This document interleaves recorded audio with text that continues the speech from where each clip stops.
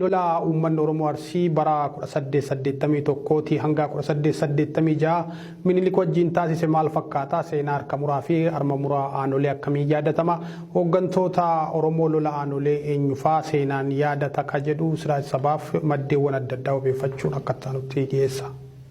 Addunyaa beektu seenaan dubbaatu History Africa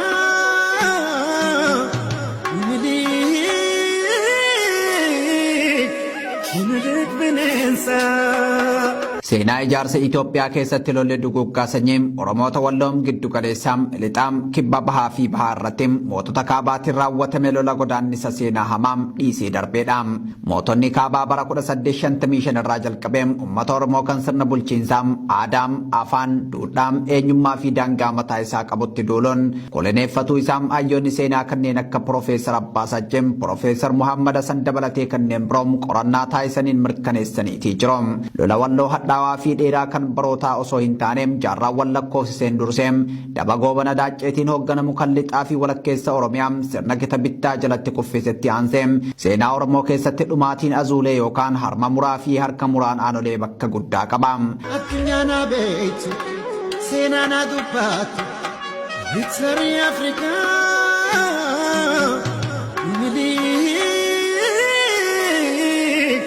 Minilik bineensa.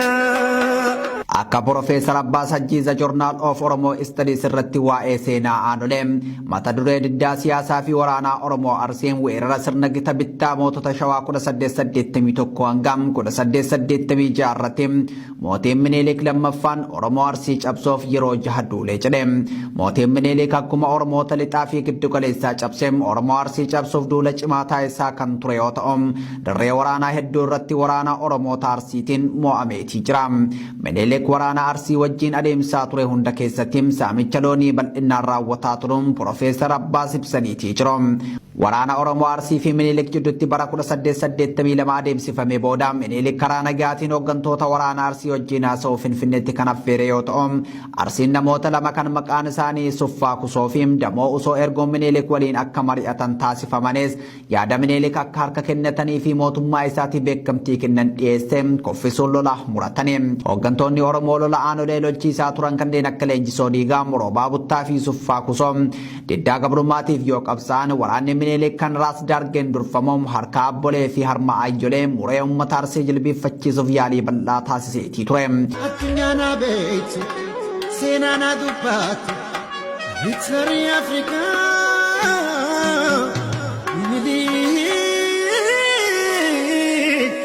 Minilik bineensa. Minilik Oromoo Arsii cabsuuf amajjii bara 1882 hangam amajjii 1887 yeroo jaha Arsitti duuleem lolaa ture. Duulli waraana Minilik Oromoota Arsii irratti taasiseem amajjii bara 1882 torbaanota sadiif muddee 1883 hanga amajjii 1884 bitootessa 1884 hangam eebla 1884 sadaasa 1885 caamsaa 1886 fi muddee 1886 keessa waraanni hamaan adeemsifamaatii ture. Abbaa Sajjiis akka jedhanitti bara 1889 mootii ta'uu isaatiin duraam duulaawwan taasise hunda keessaa Minilik kan Arsitti taasise hunda caalaa hamaa fi dhiiga hedduu kan dhangalaasedha. Qorattoonni seenaa akka himanitti uummanni Arsii sirna gadaa jalatti gurmaa'ee ofirraa ittisuu yaalus meeshaan hidhatanii turan kan Minilikiin wal hingitu ture. Minilik meeshaa biyyoota lixaarraa argateen Oromoo Arsii lola waggaa jahaa booda cabse.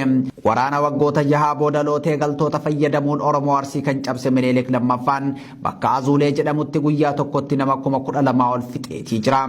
Barreessaan seenaa lammii Firaansi Maarshaal di Salvaayek jedhamu seenaa harka muraa fi harma muraa aanoleen bara 1901 kitaaba barreesse keessatti namoota harki isaanii irraa murame arguu eereetii jira. Harkaa fi harmi muraa aanolee sodaa uummata Oromoo Arsii irraa mootiin Minilik qaburraa kan ka'eem uummata kana jilbiiffachiisuuf yookaan ammoo jeelchisuuf kan raawwatamedha. Hojii jeelchuu kanaan carraa uummanni yeroo aanoletti walitti qabamu eeggachuutu ture. Akka ragaaleen seenaa ibsanitti yeroon isaa aanolee irratti guyyaa sirni baallii dabarsuu geggeeffamuudha. Ba'a Gadaa Roobalee fi seensa Gadaa Birmaccii ture. Warroonni aangoo dabarsanii fi fudhatan akkaataa seera tumaa Odaa Roobaatiin gosni 29 bakka kanatti akka walitti qabaman godhame. Minilikii fi suuftonni isaa immoo guyyaa kana karaa lamaan foonaa uummata itti fixan ijaarrataniitii jiru. Isaan keessaa inni tokko karaa namni seenuun harkaa fi harma itti muran ture. Arsiin lammata akka inni mataa isaa waliin qabanneef qorqalbii isaa cabsuuf kana godhame. Harkaa fi harma irraa muranis morma isaan itti fannisanii akka isaan qabatanii hawaasa keessaa dhufanitti deebi'an taasisanii. Sanas Arsiin argee jiilee lammata mormee akka jala dhaabbachuu hin dandeenye hamilee cabsuuf kan godhame. Haala kanaan Oromoota Arsii kanneen lubaan malee qubaan hin bullu jedhanii didan dhiira irraa harka mirgaam dubartii irraa ammoo harma mirgaa muruun yakka duguggaa sanyii raawwate.